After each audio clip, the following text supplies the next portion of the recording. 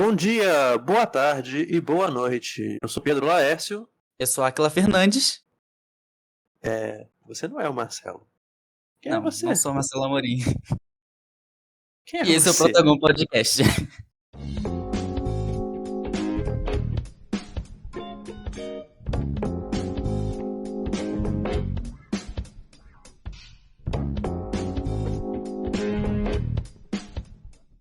É, é. Quem é você, Áquila? O que você tá fazendo aqui? Cara, eu sou uma pessoa entusiasta pelo tema de hoje. Entusiasta pelo tema de hoje. Tudo bem. Desde que você, né, esteja aqui conosco, tá bom. Ainda bem que é online esse podcast, então foi muito estranha essa reação. Tudo bem, desculpa. A todos os ouvintes, obrigado pela presença de vocês novamente aqui. Voltamos com tudo para o tema do mês. E trazendo os agradecimentos logo de cara, eu agradeço a nossa força de vontade de estar aqui em um dia de prova, muito cansativo, final de semana, e a toda disposição de nossa convidada, que será apresentada em breve daqui a pouco. E eu, aquela que veio aqui convidada também, que em futuros projetos virão, não é? Em breve, ou não tão em breve assim, mas sairão do papel. Desde já agradeço a Estácio pelo espaço e agradecemos também a possibilidade de estarmos dialogando aqui agora nesse momento a todos os envolvidos que sabem quem são, não é? E desde já trouxemos aqui uma pessoinha muito peculiar, uma amiga de longa data, a falar de um tema super importante. Quem é você? Gente, eu sou a Marina Lemos, sou gestora e guia de turismo. Atualmente eu também trabalho na Africarioca Conceito, que é um estúdio de estética voltado para pessoas negras. E eu sou uma pessoa muito comprometida com o letramento racial e agradeço demais pela participação, pela oportunidade de estar aqui com vocês hoje. Muito bom, Marina. Mas você me disse o que você faz. Eu perguntei quem é você. Cara, quem sou eu? Não sei quem sou quando estou com você. Aqui na estação nós temos o atendimento SPA para casos de crises existenciais, é de graça para todos os alunos, tá bom? Bacana. Aqui do lado. Então, a partir dessa pergunta, esteja ciente que você pode ter acompanhamento terapêutico. Gratidão. Como você se definiria? Cara, não sei, eu sou uma pessoa que está sempre em busca de novas informações e formas de compartilhar o conhecimento com quem está comigo e que não está também. Beleza, eu gosto dessa definição. Identifiquei. Identificou-se, né? E de onde veio todo esse gosto pelo turismo que você tem? Porque eu te conheço há tanto tempo e quando você veio com essa do turismo, você embarcou isso de cabeça de um ponto assim revolucionário, né? Você é reconhecida por muitos órgãos, não só pelo que você trabalha. Você tem uma história no turismo já. E você é recém-formada, né? Sim, basicamente eu queria fazer história, mas eu tinha medo de ser uma professora de história, porque no momento que eu estava escolhendo o vestibular e afins, foi ali naquele período 2016, 2017, que a gente estava vendo os cortes, os tetos, os limites de investimentos para a educação e tudo mais. Eu fiquei com medo de não ter emprego no futuro próximo. E no turismo eu sabia que eu poderia fazer coisas que tivessem mais a minha pegada, né? Porque, querendo ou não, sendo professora, eu precisaria seguir com um currículo específico, apesar de dar aquelas mudadas, assim, para me adequar um pouco mais. Mas hoje, no meu trabalho, além de tudo isso que eu disse que eu já faço, eu também participo de um coletivo de guias de turismo chamado Tour Delas, que é Tour só de delas. mulheres. Sim, foi assim que você me reencontrou, né? Sim, e eu vou deixar na descrição aqui, no Instagram também, vinculado se você quiser, tá bom? E a gente fala muito sobre o protagonismo feminino, principalmente. E eu faço um recorte de raça ainda dentro disso, né? A gente faz o recorte de gênero e depois um recorte de raça e vai Uhum. recortando cada vez mais. Vai fazendo uma grande colagem muito bonita. Exatamente. Para conseguir trazer visibilidade para temas específicos, para personalidades específicas, que é uma coisa que eu gosto muito de fazer. E é encontrar gente que a gente nunca ouviu falar e me tornar obcecada por essas pessoas até todo mundo ao meu redor saturar e eu continuar falando, porque, enfim, é isso. E até mesmo reviver algumas pessoas que conhecemos e não sabíamos a tal importância daquelas, não é? Sim, principalmente quando essas pessoas têm links com várias outras que a gente não fazia a menor ideia E aí a gente entra nesse ciclo de descoberta. Uou, uma nova informação, o mundo precisa saber disso com mais afinco. E lá vamos nós. E lá vamos nós. E para começar, né, eu reencontrei do roteiro da Pequena África, né, que é o que você estava propondo lá, eu entrei em contato. E eu percebi, quando eu fui propagar o seu projeto em alguns pontos que eu sabia que daria vazão, eu percebi que muitas pessoas não conheciam a Pequena África aqui no Rio, né? E é uma coisa surpreendente para mim pensar dessa forma. E também não é degradativo as pessoas não saberem, é importante que elas saibam a partir de agora, né? E como é que você diz a importância da Pequena África, o que é? Cara, a Pequena África é uma região ali na zona portuária do Rio de Janeiro, que por muito tempo foi basicamente o epicentro de pessoas negras ao longo da história. Então, Uhum. quando as pessoas vinham da Bahia no início do século passado, século XX, para o Rio de Janeiro, que era a capital da República, a galera se estabelecia ali. E a gente vê que até hoje tem pontos específicos que são tombados, tem a Pedra do Sal, que é um quilombo urbano, então tem uma grande importância, né, quando a gente fala da história preta nacional, principalmente no Rio de Janeiro. E ali até hoje a gente vê que a cultura está vivíssima e segue resistindo, porque sempre tem um Que bom. evento, sim, alguma coisinha. A própria FLUP aconteceu há pouquíssimo tempo ali nos entornos daquela região, que foi inclusive com o tema do Machado de Assis ser cria, né? Porque ele nasceu naquela região ali. E o roteiro das Mulheres da Pequena África, ele é muito especial pra mim, em específico foi o meu roteiro de estreia. Tipo, Olha só, sim, caramba, um roteiro enorme. faz tempo, hein? E foi bem trabalhado, pelo que eu tava lendo, que você tava mostrando também. Foi bem trabalhado, foi bem esmiuçado, foi bem pesquisado, né? Sim, E até evidencia esse que você falou, que você faz um recorte daqui, recorte de lá.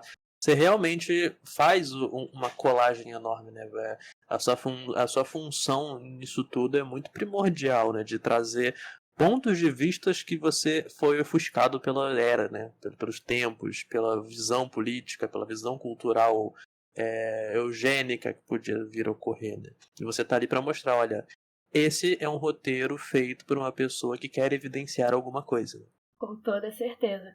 Um dos meus compromissos principais quando eu tô falando de turismo é tentar traduzir o que a academia não consegue levar pra rua. Então, eu fico zoando que toda vez que eu vou fazer um roteiro, pô, é mais pesado do que foi quando eu escrevi meu TCC. Porque, tipo, eu Hum. vivo isso com uma intensidade muito grande. E a gente vai fazendo realmente os recortes e vai colando aqui. E outra coisa também que pra mim é primordial é nunca ficar só no passado, porque eu gosto muito de história. Inclusive, eu tô estudando pra minha segunda graduação, fazer vestibular de novo e tal. Vai ser história agora. Mas não ficar. Agora vai. Agora vai. Não ficar só preso no que aconteceu, porque muita coisa continua acontecendo, mas tá mascarado. E a gente muitas vezes não percebe ou não quer ver. Então, os meus roteiros no geral, tanto da tour delas quanto das outras meninas lá, tudo tem um quê de denúncia muito forte, que a gente se compromete muito em realmente tirar dos escombros e trazer pra luz. E é isso, quem quiser colar com a gente vai lutar junto, sabe? Beleza. E na tour delas, só você que cria roteiro? Você falou das Sim, meninas? na tour delas atualmente tem a Adriana, que foi a idealizadora. Eu tô com ela desde 2019. A tour delas é um projeto que nasceu em sala de aula. Eu adoro falar isso, porque viva a educação. Que legal. Quando a gente ainda estava se formando em guias de turismo, que é uma formação extra à graduação, né? E tem a Raquel também, a Raquel Oliveira, a guia Raquel Oliveira, que é uma querida. Ela tem muitos roteiros maneiros, ela também é historiadora. Tem a Vanessa Mancho, que é uma mulher indígena, e ela faz roteiros com essa pegada, e é muito bacana de ver a gente, tipo, na Ilha da Gigoia, falando sobre os povos originários e tudo mais. Também tem a Flavinha, que é a nossa museóloga, uma querida que estava Caramba. fazendo mestrado em Portugal, voltou agora.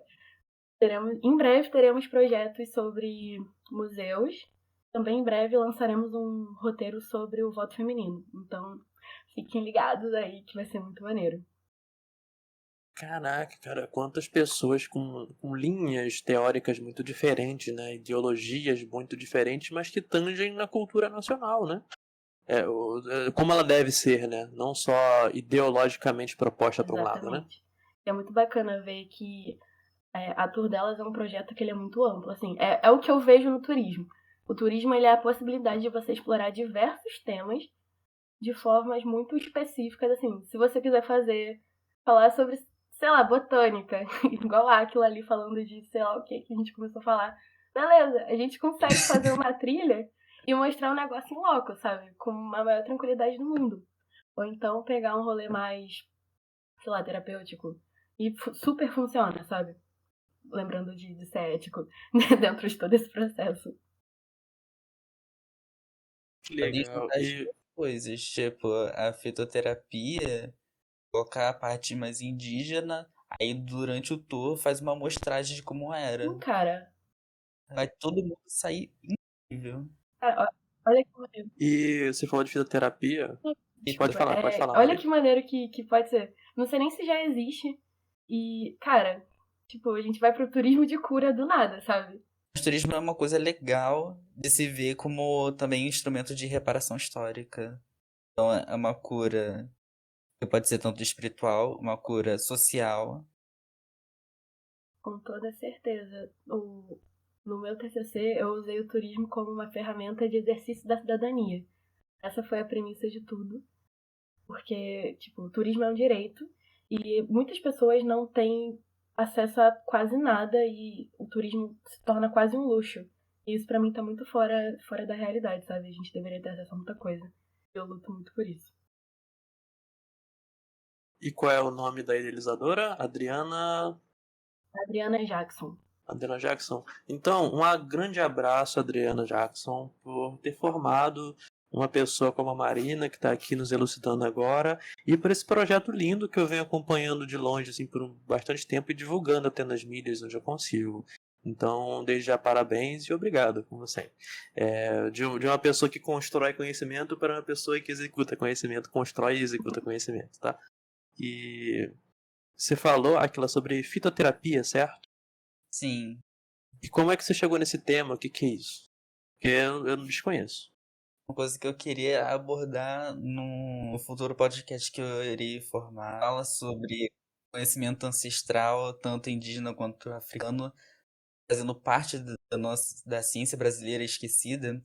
E fitoterapia é a utilização de ervas medicinais e é muito esquecida durante a farmácia, o estudo de farmácia. Basicamente, eu queria trazer um resgate de fitoterapia indígena e fazendo um adendo que existem curso fitoterapia indígena e já acontecem, mas tipo, não são tão divulgados. Como, por exemplo, de Vivência na Aldeia. É um grupo, que é uma organização que faz esses resgates indígenas e tem um curso de fitoterapia indígena. São conhecimentos ancestrais que realmente a gente não tem um acesso. Ciências medicinais que são muitas vezes negligenciados e que hoje, quando a gente estuda, não tem esse recorte social étnico. Pô, que legal, cara. Imagina o nosso querido Anapuaca Tupinambá aqui sobre esse tema, né? Ele ia adorar, cara. É um tema muito que ele falou em outro podcast sobre essas iniciativas culturais, né? Trazendo para tirar esse lado místico e trazer como uma cultura e apropriada do Brasil, né? Originária, né? Tipo o tecno-xamanismo, né? E coisas afins. Muito interessante, eu nunca tinha ouvido falar, não. É um bom tema para um podcast, de fato. Fica aí o interesse para quem estiver ouvindo quando o Aquila conseguir montar esse projeto de fato. Projeto lindo, que na teoria tá ótimo e as práticas estão começando a surgir com o tempo, né? Sim. Espero que em setembro esteja tudo organizado. Beleza, temos uma data. E aí sim, conte com a gente. E Marina, vamos lá. Você trouxe muito essa questão do turismo como reinserção na sociedade, como uma aposta, né, cultural de reintegração das pessoas que se encontram com povos originários, pretos, para a sua própria história, né? Como é que você faz essas pesquisas? Cara, tudo começa com um tema aleatório que vem, tipo, alguma coisa que seja do meu interesse que eu penso, poxa, a gente não vê tanto sobre isso. E no mercado talvez não tenha tanta coisa, sabe? E aí rola uma pesquisa meio básica. Tô sendo muito técnica aqui, eu acho, mas enfim. Tá não. Tá bem instigante de ouvir. $7. Continue. E a partir dessa pesquisa, eu meio que vou realmente pensando no que eu quero falar sobre isso. Do tipo, agora, provavelmente em setembro, eu vou fazer a estreia de um roteiro que fale sobre a saúde mental da população negra. Porque Oh, que amor, eu já amo já. Nem nasceu, eu já amo. titio ama, titio cuida. Porque é algo que tem sido muito latente pra mim. Eu tenho tido muitas reflexões sobre isso. E ano passado eu participei de uma oficina no Instituto Pretos Novos, que fica na Gamboa, ali na Pequena África, onde eu era guia voluntária. E Também perfeito, sigo. lá, nossa, eles são maravilhosos, não tem condições.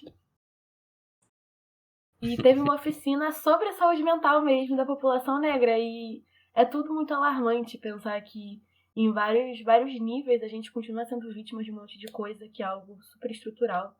E a gente não entende por que tá acontecendo, mas tem um motivo por trás, né?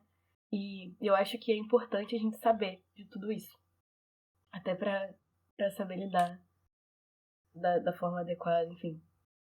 E aí, nesse processo agora, eu até comentei com você, né, que estava pesquisando sobre o Bispo do Rosário com um pouco mais de cuidado, um pouco mais de carinho. Também com a Estela do Patrocínio. Eu tinha pensado em arquivar o projeto, mas aí eu já desisti de arquivar, porque, enfim, tem um monte de coisa acontecendo e ainda assim é extremamente necessário, né? Então, é mais ou menos assim. Daí você joga o assunto e digita PDF e clica OK no Google. E mergulha. Você falou agora uma coisa tão real. Tão real. Nossa, eu tive que fazer um trabalho sobre constructos e criatividade. E como é que você chegou nesses temas? Eu falei criatividade e constructo. PDF, clico e baixo e leio. É isso. É tão simples e tão complexo assim. Uma leitura vai levando a outra e as referências são incríveis, e aí de repente é um título muito interessante, e do nada você tá num sebo conversando com um tio, falando, mas cara, tu já leu esse livro? Porque esse daqui é muito bom, e você fica, ok, vou levar também. E o mundo vai se abrindo e você continua lá, entendeu? É muito interessante, até eu recebi uma proposta uma vez de quando eu me perco muito num tema, e eu me aprofundo muito num tema, a galera que me conhece aqui na faculdade fala, como é que você sabe dessas coisas muito específicas? Porque eu vou pesquisando, vou inteirando, vou vendo quem fala sobre esse assunto, aí quando eu vejo eu já tô quase fazendo uma entrevista com a pessoa, tirando ela do túmulo, né? Só falta isso. Porque assim, uma estratégia que eu comecei a fazer é anotar os passos, assim, bem literais do que eu vou fazendo, ó. Iniciei pesquisa sobre criatividade. Aí no final dessa pesquisa, ou quando já está tudo endereçado, eu vou vendo da onde eu parti e o que eu fui agregando naquela pesquisa até formar o conhecimento. É muito interessante como é que a gente vai criando uma árvore, né? De conhecimento Assim, sobre o que isso. você falou, eu já pensei tipo, nos tópicos, criando ramificações e de repente, uou, já foi. Nossa, eu vou aderir a essa técnica pra ver o que acontece. Né? E até serve como uma forma, aproveitando saúde mental, né, de autoestima para vocês, né, pra gente. Que você tem aqueles períodos bem chatos que você começa a duvidar da sua própria capacidade, né? E quando você olha tudo aquilo que você vê, você fala, cara, eu sou uma pesquisadora do baralho. Olha isso que eu fiz, mano, tudo isso. E olha como é que... E é bom também você traçar evidências do que você fez, assim, comentários, anotar, né? Em rede social você tira um print e cola, que aí você tem comentários reais de pessoas que foram atingidas por aquilo que você propôs. É muito interessante mesmo. Mas voltando até um pouquinho para a saúde mental, é muito importante você falar isso porque a gente tem pouco contato com um tipo de psicologia que a gente aprende por fora, que é a psicologia preta. Já ouviu falar? Vocês já ouviram Cara, falar? o que eu ouvi falar disso fui eu pesquisando, tipo, preciso de uma psicóloga negra porque a minha loira não está funcionando. Vamos atrás de uma. Nossa, Beijo que pra frase. Ângela. A, psico- a psicologia preta, ela fala justamente sobre isso, cara. Eu vou até citar aqui uma pessoa que trouxe um tema muito recorrente sobre racismo, sobre a questão da, da estrutura que a gente tem ser europeia, eurocêntrica, das pessoas que sendo tratadas com atitude, até as mais humanas são estadunidenses, não tirando, né, todo o contexto que pode causar, mas, poxa, não é o nosso país, né? Não tem uma cultura nossa aqui com relação a isso, né? E tendo em vista essa disseminação cultural bem diferente da nossa constituição cultural, é importante evidenciar, né? Agora sim vem a fala da Larissa Gonçalves. Ela deu uma palestra aqui sobre antimanicomial, né? Antimanicômios que vivem em nós, do Simão Bacamarte, aqui de Santa Cruz. Ela e o Alex Nilstraldo. Muito interessante que ela disse que boa parte do processo terapêutico envolvido numa pessoa que já era remanescente de casos que ela não conseguia resolver, que o caso já estava perdendo as esperanças de resolver, ela não conseguia progredir porque a psicologia, o cuidado, a terapia ocupacional que era proposta para ela era uma terapia branca. Eram propostas intervenções brancas. Era uma cultura sendo exibida de forma branca. Quando ela trouxe esse lado preto para a situação, foi a primeira vez que ela teve uma grande melhoria no seu programa de intensivo terapêutico, né? E o Lucas Veiga, né, que é o criador, idealizador da psicologia preta no Brasil, porque a psicologia preta é um movimento estadunidense, né, que veio com grandes pensadores, se eu não me engano, não vou lembrar de cabeça, eu sabia tudo, minha memória não está boa. Eu sei que foi na Universidade de Stanford, Wade Nubbs e Nayak Bar, isso. Não colei, gente, eu realmente lembrei, piscadinho. E ela oferece uma série de ferramentas que você, em meio a tanta violência, tanto racismo, a tanta desculturalização e despersonalização de pessoa, promove a saúde mental para a população especificamente negra. Porque são problemas diferentes e pontos de vista diferentes. É uma atitude muito interessante de tratar. E muitas dessas técnicas, né, baseadas no que o Lucas quer, é trazer o pobre para o local dele. Olha, aqui veio uma origem, aqui veio uma situação, né? Aqui veio a sua identidade, trazer você ao elo de novo, fazer o que o Avatar propõe a fazer, né? Trazer você em conexão, o Avatar do Cameron lá, o filme. Trazer você a sua conexão primordial. Né? E um livro muito importante no Brasil, que a falta de material também é bem evidente, né? Você deve passar por essa dificuldade também. Quando você pega esse no específico, chega a ser revoltante, né? Que são Atitudes Raciais de Preto e Mulatos em São Paulo, em 1945, por Neuza Santos Souza. Né? Ela veio em 2008, de certa forma até recente. Ela criou um termo que brinca um pouco com ele na psicologia de tornar-se pessoa. Né? Ela utiliza isso como torna-se preto. As vicissitudes da identidade do negro brasileiro em ascensão social. É um livro, pelo que eu li, ele é bem pequeno, eu não li ele por inteiro, mas é essencial para todos aqueles que querem tratar de saúde mental de um modo geral, amplo, nacional e ideológico. Com você, Bonner. Terminei muito jornalista, desculpa. Cara, tô tentando lembrar um termo específico que a Neuza usa. Eu não vou lembrar agora. Droga. Enfim. Conheço. Você conhece, né? Mas isso que você disse das pessoas se reconhecerem e se entenderem vai muito com a questão do aquilombamento, né? E o que eu ia falar antes é que alguns dos meus roteiros, assim, quando vem gente preta pro meu roteiro, porque ainda tem isso, né? O mercado às vezes joga pessoas brancas e somente brancas querendo conhecer a história e tudo bem. Isso não é um problema, mas eu gosto muito quando vem gente preta pra ouvir a própria história comigo. Sim, e Isso a é muito troca legal, né? é muito específica, tipo, quando você tá passando perto de um lugar que teve o Sindicato das Costureiras, e aí, tipo, eu sei que na minha família tem costureiras, e aí, de repente, uma Pax, né, que é uma pessoa que tá fazendo turismo comigo, chega e fala, pô, aquilo que você disse vai de encontro justamente com a minha família, porque tal coisa aconteceu desse jeito e talvez a minha mãe fosse amiga de fulana. Se eu não me engano, foi isso. A minha avó também foi, sabe? E é muito bacana. Que legal, uma Sim, é identificação muito na bacana ver prática, como né? as pessoas saem se sentindo mais fortalecidas. Porque a gente muitas vezes ignora a própria história, né? Como se não tivesse uma grande importância e tudo mais. E aí você vê a sua história sendo refletida ali na rua de uma forma que você nunca imaginou que pudesse acontecer. É algo que é muito gratificante, né? É poder se enxergar na vida. Eu tive muito esse choque quando eu percebi que eu não gostava mais do centro do Rio de Janeiro. Porque a primeira vez que você vai pro centro do Rio, sendo da Zona Oeste, ou de outras extremidades do Rio, né? Você fala, nossa, olha esse ambiente, é o passado com o futuro, história, foi a capital do Brasil. Só que quando você vê as arquiteturas de Paris, você vê as arquiteturas britânicas, de prédios públicos, você vê que é muito europeu o centro do Rio. E quando eu passei a ver aquelas estruturas megalomaníacas e prédios enormes, eu falei, isso aqui já não é mais bonito pra mim. Eu gosto de antiguidades, eu gosto de coisas vintage, eu gosto de museus, eu gosto de história, né? Museu Imperial, eu adorava tudo isso.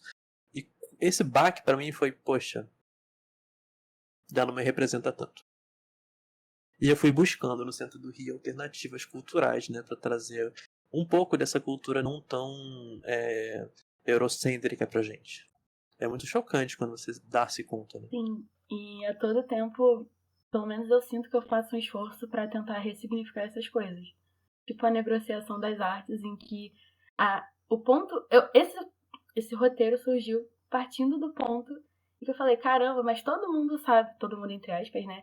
Sabe a história do teatro municipal, mas ninguém sabe quem foi a primeira bailarina negra, sabe? E qual a ligação dela com o teatro negro experimental. E aí a gente do nada já tá falando de Avenida de Nascimento e eu tava só falando do teatro municipal, sabe? É aquela ida longe que tenta reformular tudo e trazer os nossos pra perto de novo. Cara, que trabalho bonito, cara. Que tocante isso. Eu fico emocionado. Se tivesse pessoalmente, você ia ver meus olhinhos enchendo de É lágrimas. muito bom.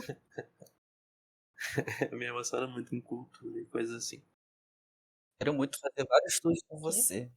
Por Quero favor, muito fazer vamos. vários estudos com Vamos você. amanhã. Sim. É pra hoje. Eu tenho que chamar as minhas primas. Porque, tipo assim, a gente tá marcando pra, tipo, ir pra Pequena África há muito tempo. A gente tem que tentar fazer, tipo, um rolê pra ver história afrodescendente aqui do Rio de Janeiro, só que a gente não faz. Vamos fazer? Eu motivo a galera, É vamos. isso. Já tem contato da Marina. Aí, ó. É, Literalmente aí, faz um orçamentão com a galera e Vamos. vamos trazer de volta essa galera. Pra pagar esse E o trabalho roteiro é bonito. maneiro, não é porque sou eu que faço, não. Mas os roteiros são muito bons. É- Eu me senti muito quando alguém fala do podcast. É uma pergunta ingrata e uma resposta tem que ser ingrata, né? Fala, como é que tá o podcast? Pô, tá maneiro, os convidados estão muito bons. E eu pensando, eu convido a maioria, né? Pô, que egocentrismo de minha parte, né? Pô, como é que tá o podcast? Tá gostando? Tá maravilhoso. Pô, eu faço os roteiros, com a É parte dos sobre roteiros, amar né? o próprio trabalho.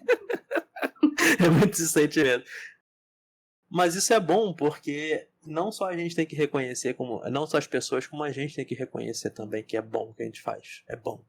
É um sentimento que ele às vezes se confunde com esse ego exacerbado das pessoas sobre o que elas fazem.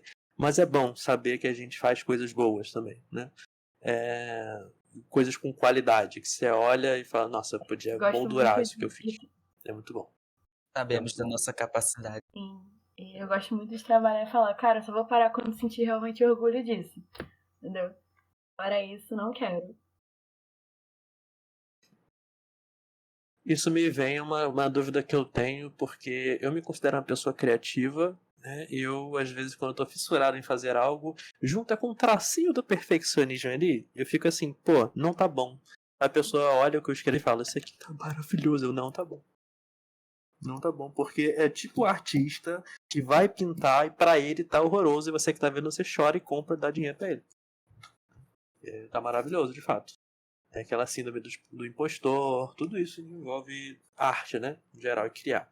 como é que você faz os seus roteiros no quesito tempo? Cara, Quanto tempo você normalmente leva? eu gasto. Esse último roteiro que eu estreiei agora sobre as mulheres da abolição, eu contabilizei tudo, né? Eu gastei quase 700 horas, então foram quase 4 meses, dando quase todos os dias.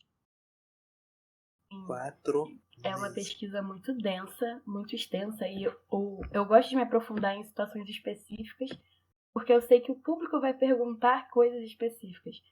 E pelo fato de não ser uma sala de aula em que eu posso dizer, não sei agora, na semana que vem eu te trago a resposta certinha, eu quero poder sanar a maior parte das dúvidas que possam surgir no roteiro, né?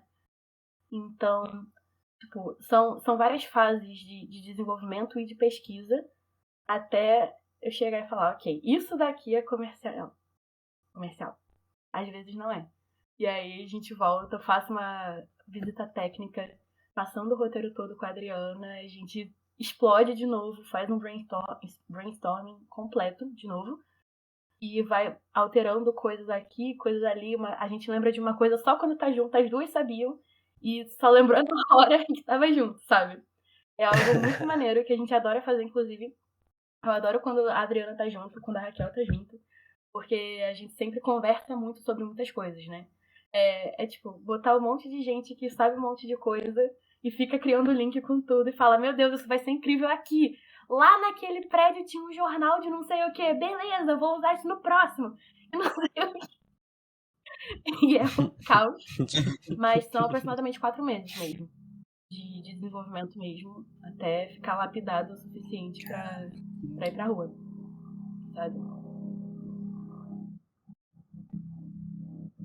Caramba, que bom, cara. Isso reflete a qualidade do roteiro, né? Da forma com a qual você faz isso, né? É muito interessante, de fato. Vou dar uma pausa. Pro avião passar na casa do marido.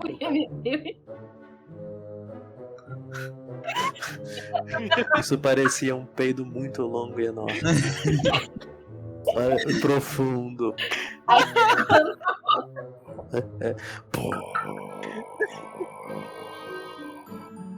Parecia que era aquele filme de terror que chegaria e a pessoa tá falando de fundo, aí começa aquela música. Alguma coisa vai acontecer, o Aquila vai sair pra ir pela porta, uma faca na mão. Oi! Porque caceta! Enfim. Eu percebo que eu tenho sono profundo, que eu não acordaria com isso, né? Uma vez, minha mãe, ela tava com uma xícara de café na mão, assim, com os olhos arregalados, olhando pra mim com pijama, eu acordando assim, tá no horário, ela... Impressionante. Por quê? Porque liga a televisão. Aconteceu alguma coisa aqui na região e tava passando helicóptero, ambulância, polícia, né? Fala, Pedro, um helicóptero passou aqui. Que você estava dormindo. Sem fone de ouvido, você estava dormindo. Mãe, eu tava cansado. Tudo bem. Entendo o seu ponto. Mas foi um helicóptero que passou em cima da nossa casa. É um excelente argumento, mas foi um helicóptero. Deveras instigante. Compreensível. Eles já tentaram me tacar água pra eu acordar, não deu certo. Então, cara, é impressionante. Minha mãe abre o portão lá fora, que tem tipo uns 20 metros de distância, eu já acordo tipo, quem tá entrando na minha casa? Enfim.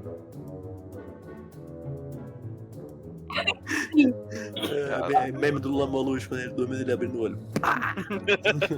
ou a música da Mulher Maravilha, né? Tipo, cai um alfinete no chão, mas né? Exatamente assim.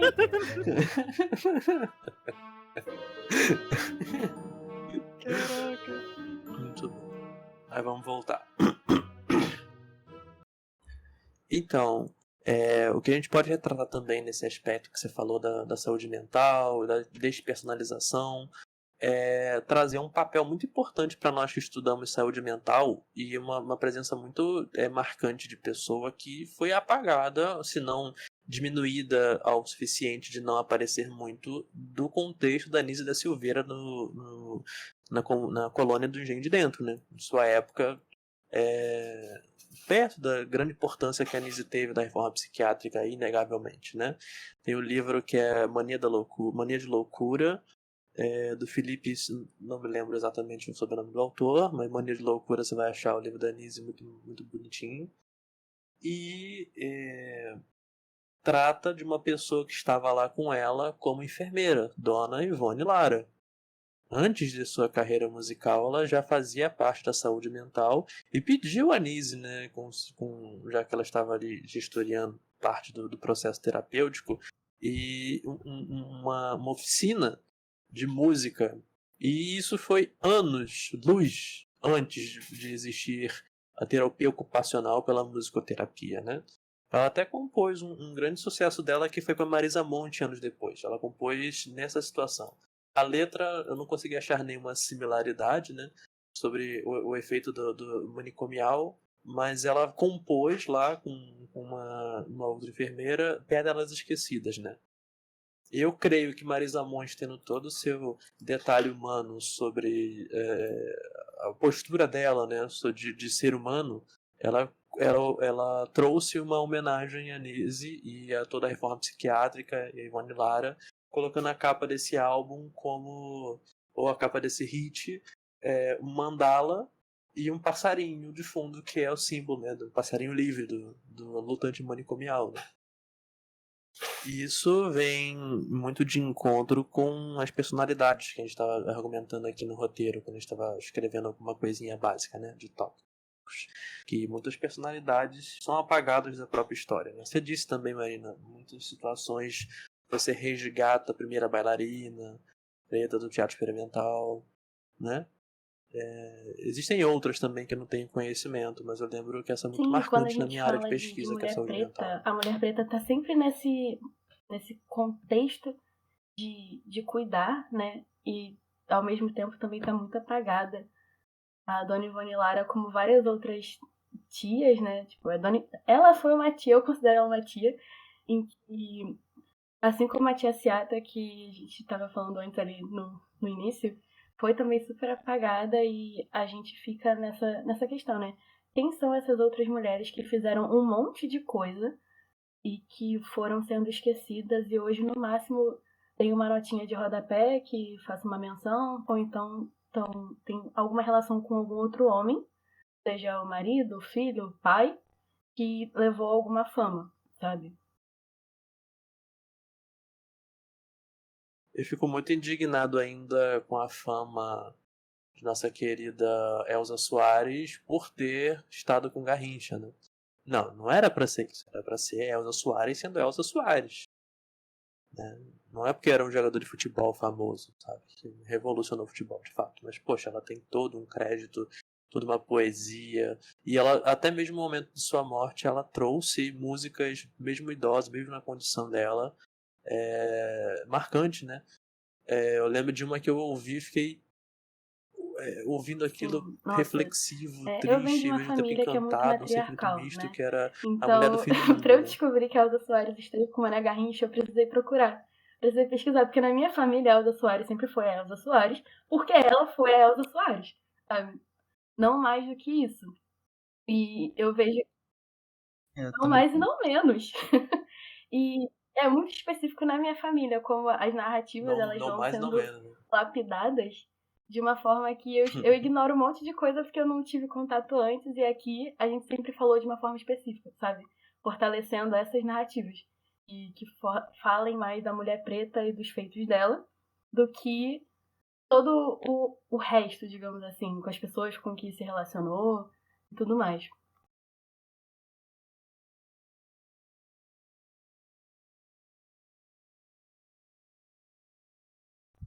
Sim, dois trechos da música que eu quero ressaltar, né? Ela tem ela tem muitos trechos que se repetem, mas dois, assim, que é o início e o refrão, né? Que é: meu choro não é nada além de carnaval, é lágrima de samba É na muito ponta dos pés, a multidão avança como vendaval, me joga na avenida eu não sei qual é. Então, assim, a função dela é dançar. O choro não é nada além de carnaval. E o grande, não é? Pirata e super-homem cantam o calor, um peixe amarelo beija minha mão, a asa de um anjo as asas de um anjo soltas pelo chão, na chuva de confetes deixo minha dor. E aí vem o refrão. Na avenida deixei lá a pele preta e minha voz. Na avenida deixei lá a minha fala, a minha opinião, minha casa, a minha solidão. Ela deixou lá. E a maneira como ela vai retratando a música faz com que você entenda que isso é uma coisa boa, não uma coisa ruim. É, tipo assim, na avenida eu deixei minha casa, tipo, eu fiz a minha história lá. Tem esse significado, mas é tão profunda a letra que ela falou que deixou lá. Ela não tinha mais isso, ela deixou lá. O que ela representa, né? É muita coisa, E né? quando eu ouvi essa música, Caraca. cara, E eu a sou a gente mulher do fim do esbarra mundo e eu vou até no cantar carnaval, né? até o Na fim. avenida, no samba, como expressão da cultura preta mesmo, em que não se fala só de mazela, mas também sobre superação de si mesmo. É algo muito, muito forte. Então, um pouco.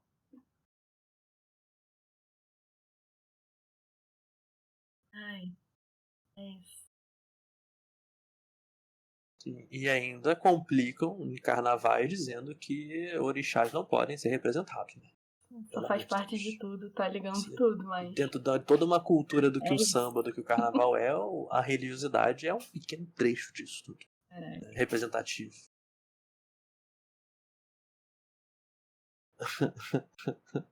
Em Não é, relação ao cara? samba, Olha isso.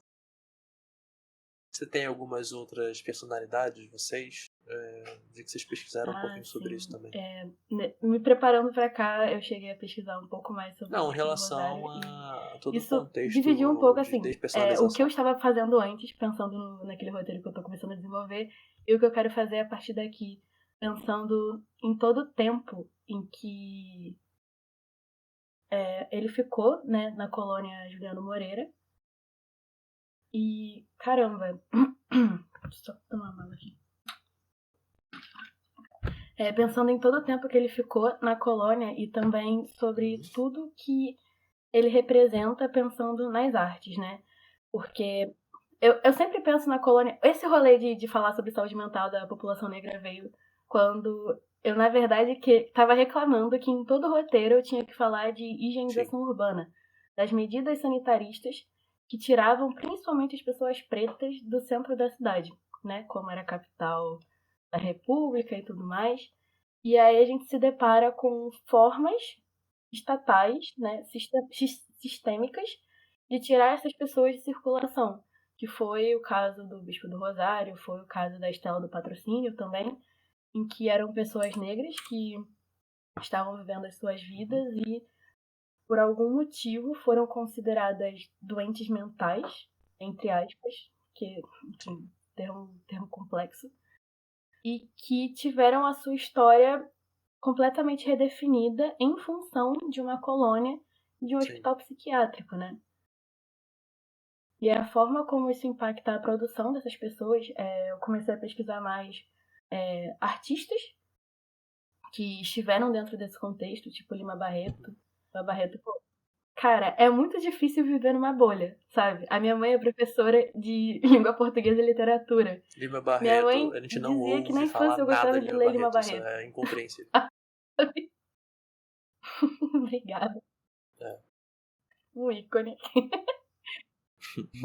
E, assim, Inclusive, ó, é um muito grande doido beijo, um ver grande abraço tudo pra isso sua mãe, que eu tenho muita acontecendo e a saudade. gente não fala sobre isso, a Tenho que gente registrar o não meu dá carinho por ela. a atenção necessária para isso, até para trazer, para caminhar com discussões, né? A gente tem falado muito sobre luta antimanicomial e as pessoas ainda vão no jornal, eu posso falar nome de rádio aqui? Uhum. A galera na Jovem Pan, gente, eu estava no Uber. E aí o meu motorista estava ouvindo Jovem Pan e o apresentador estava triste porque os manicômios estavam sendo fechados. Tipo, Pode. cara, e ele tava falando com uma voz de pesar. E eu, caramba, cara, que é isso, sabe? Como assim? Enfim, eu saí muito, muito irritada do Uber, inclusive, porque Ai. não vamos entrar nisso.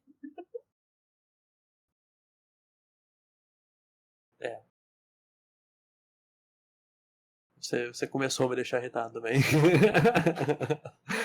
É um tema muito sensível, porque é uma área que eu pesquiso bastante. Inclusive, para quem quiser saber um pouco mais Acessem. dessa área, tem um podcast, o último podcast que a gente gravou E com a aí a Larissa gente Torres entra nesse sobre esse grupo de limbo estudo que a mesmo gente de tem ver a quantidade sobre de reforma artistas psiquiátrica, né? Então, que fica a acabaram dica aí. se perdendo, sendo perdidos, né, da sociedade para entrar nesse contexto de manicômio e afins durante todo aquele processo antes de terapia ocupacional e essas atividades, né, que fossem menos agressivas.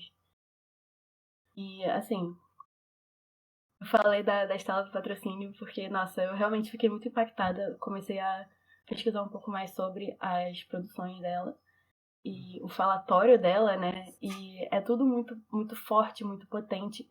A forma como ela diz que ela não era doente, mas a consideraram doente e é isso. E agora o hospital parece uma casa, mas o hospital não é uma casa porque o hospital é um hospital. E esse foi o destino dela. Eu acabei achando um site chamado Jornalismo Júnior, se eu não me engano. Foi Jornalismo Júnior, assim. Em que eles falam eles fazem uma mini bio da Estela do Patrocínio, em que fala que ela entrou com 20 e pouquinhos anos na colônia, e ela viveu 30 anos lá e só saiu como um cadáver. Isso me pegou de um jeito que, caramba, sabe? Sim, é muito absurdo. E ela foi uma poeta, uma poetisa Esse caso é bem famoso dentro da com psicologia tanta e voz, é sabe? chocante Com todas as tantas vezes que a gente coisas ouve pra falar. falar. E hoje a gente É não absurdo. conhece a produção dela. Isso tem me feito refletir muito sobre tudo que a gente faz aqui, sabe? E a mesma coisa foi com o Bispo do Rosário, né? Que ele passou quase 50 anos na colônia Juliano Moreira. E, de repente, ele recebeu o chamado, né? Recebeu uma missão de recriar todas as coisas do mundo para Deus, para que no dia do juízo final ele pudesse apresentar isso para Deus e mostrar como era a vida aqui na Terra. Então ele passou todo esse tempo, né? Ele chegou lá com uns 30 e tantos e faleceu com 80 e tantos também.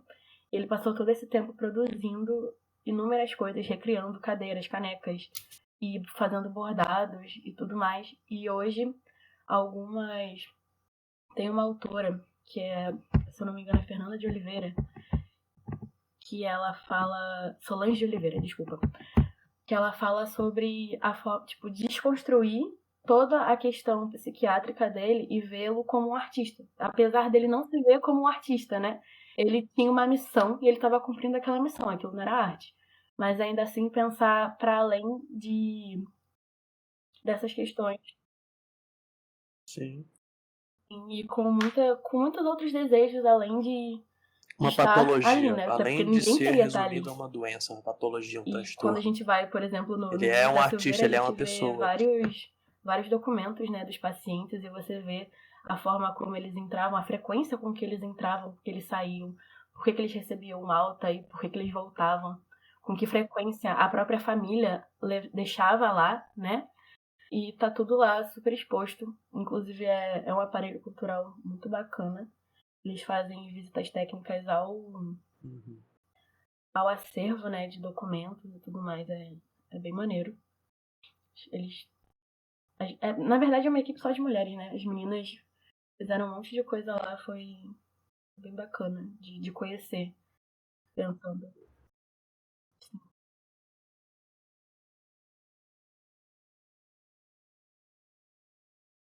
Sim, é muito bom mesmo. É muito bom. É muito gratificante. Né? Na mesma Estão precisando tantas pessoas. Sim. Gente, tô gostando tanto disso. Cara, a saúde mental ela é apaixonante e revoltante. Angustiante, para se dizer. E boa parte disso, você falou de não vê-lo como uma patologia, né? Traduzindo. Não vê-lo como uma doença, não vê-lo como uma pessoa que tem uma condição. Isso é o que a gente tem depois da reforma psiquiátrica. Por isso que não devem existir manicômios, porque a atenção psicossocial ela funciona para esse tipo de argumento, né? Ela funciona para reintegração da pessoa com a sociedade. Por isso que os CAPs existem, né? Por isso que o SUS existe com essa ideologia. É você colocar aquela pessoa a ponto dela conseguir ir comprar um pão na padaria sem ter o estigma de ser louca. Ela é uma pessoa e ela vive na sociedade. Ela tem algumas funções psíquicas comprometidas, mas ela é uma pessoa com expressão, não é? É um trabalho muito lindo também que o Simão Bacamarte aqui do Rio de Janeiro faz, Sim, a gente em sempre Santa esbarra na Cruz. questão Nós dos temos uma direitos zona das muito boa de pessoas, né? trabalho com isso, A que gente almeja pensa muitas em pessoas e ser de reconhecida também. realmente Trazer em desumanizar, que no fim das voga contas tudo esses isso, corpos estão sendo né? desumanizados a todo tempo, desde as reformas urbanas em que buscavam afastar as pessoas desses centros urbanos e tudo mais, e até hoje, né?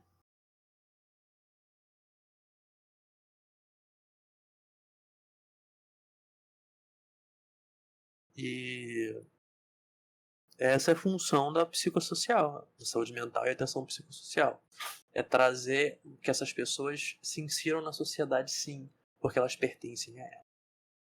É deixar elas aqui, deixar elas... Olha, é uma pessoa que existe, é uma pessoa que ela não tem que ser tratada Sim, diferente, é uma exatamente pessoa que isso. está aqui para estar na sociedade. Um meio urbano, né? Um ser humano politicós, né? Aristóteles fala. Perdão. Aquila tem alguma consideração? Não, eu tô lendo os poemas dela, dela patrocínio. Sim, é muito bom. Esses poemas são uma raridade. Eu tô quase chorando. Meu preferido foi. Cadê? Eu tava falando sobre reunião família. É Quadrilha Exército Povoado. É o meu preferido até agora. É belíssimo. Normalmente eu gosto de trazer algum outro assunto basilar para compensar, né? Os temas mais polêmicos ou coisa do tipo. Então a gente tem sempre um upzinho no final. Mas eu gostaria, assim, de deixar dessa Ou forma. a gente quer ler um poema da Estela do É uma Patrocínio. reflexão. Né? Um jeito de a gente pensar onde a gente está indo. E a importância dessa identidade que a gente precisa ter. Boa, escolhe aí, Atila. Ai, cara. Ai, cara, qual escolher? Posso ler Eu 27 poemas? Eu era. Eu era gases puro. Ar. Espaço vazio. Tempo. Eu era ar. Espaço vazio. Tempo. E gases puros. Assim, ó. Espaço vazio. Ó. Eu não tinha formação. Não tinha formatura. Não tinha onde fazer a cabeça. Fazer braço. Fazer corpo. Fazer orelha. Fazer nariz. Fazer céu da boca. Fazer falatório. Fazer músculo. Fazer dente. Eu não tinha onde fazer nada dessas coisas. Fazer cabeça, pensar em alguma coisa, ser útil, ser raciocínio. Não tinha onde tirar nada disso. É denso, Seu é né? espaço vazio, puro. Sim. Rapaz. Incrível. É Mais denso. melancólicos.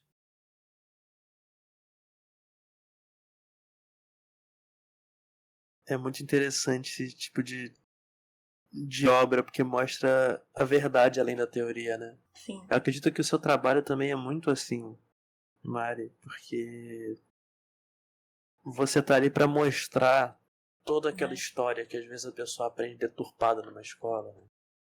Mostrar que existe aquela história, e às vezes não é nem tão deturpada para não absurdo. deflagrar muitos Nossa. institutos de ensino, né? Mas é incompleta.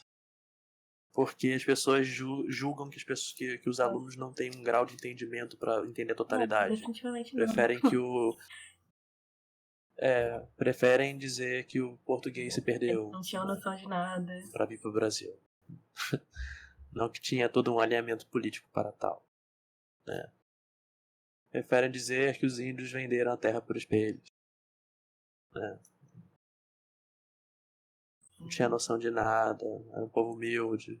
Né? Dizer que as pessoas. Que a escravidão foi inventada pelo povo preto africano. Então eles só estão, né, agindo de acordo com a cultura. Tantas coisas que a gente aprende. Isso Um dia tudo é bem. só você falar, não tá escrito assim não. Tá. Talvez não da maneira óbvia, mas tá. Se você ler com muito cuidadinho e cada palavra tá. Né, futura professora de história. Eu acredito muito que as pessoas estão onde estão porque elas foram colocadas aí para estar. Então, se você está fazendo esse turismo, está trazendo esses temas em voga, é porque eles são necessários o suficiente para você existir com eles e trazer toda essa revolução pessoal, interpessoal, de gênero, de raça, de tudo, sabe? Tudo que envolve cultura e realmente sociedade. algo assim que Então, mexe agradeço o muito, seu né? trabalho, A gente tá sempre tentando fazer a forma coisas com pra qual você lida com comunidade. tudo isso No fim das e o contas, carinho eu que sou você tem em cada comunidade. roteiro, né? É gratificante ver que tá sendo notado. Gratidão. Gratiluz. Uhum. E eu queria propor uma dinâmica aqui no final pra gente.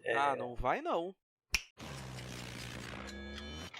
Resumindo muito o que aconteceu nesse tempo que será cortado, será gravação com áudio falhando e pessoas demorando aproximadamente mais de 3 minutos para poder decidir um nome.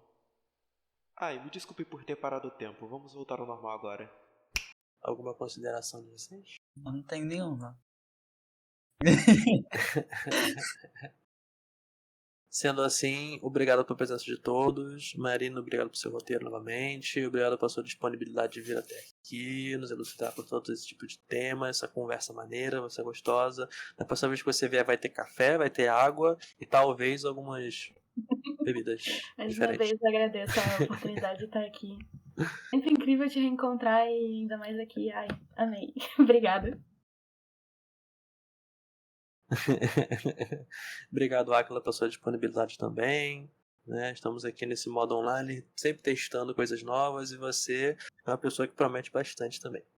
Valeu. Eu não tenho nada em expectativa em mim. Bom saber que tem pessoas que têm expectativa em mim. Eu sempre tenho naqueles que eu considero pessoas importantes por tudo que elas falam.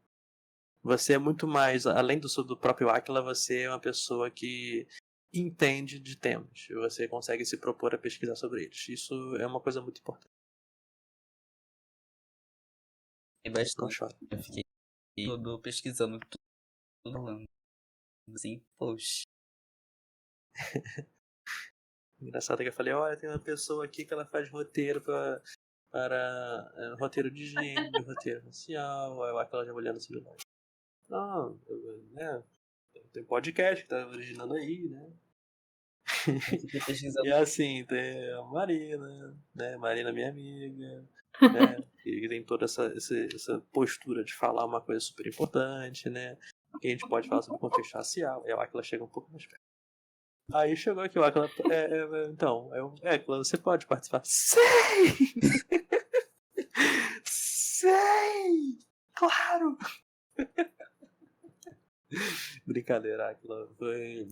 Não foi por acaso o convite que fiz pra você também. Espero que essa parceria entre todos nós três consiga dar frutos no nosso meio, né? Por si só. Bastante coisa pra discutir com a Marina. Tenho coisas para falar no PV. Gente, obrigado pela presença de todos os ouvintes. Obrigado ao Eric por estar aqui disponível, mesmo em silêncio, com sua grande ilha da edição virtual.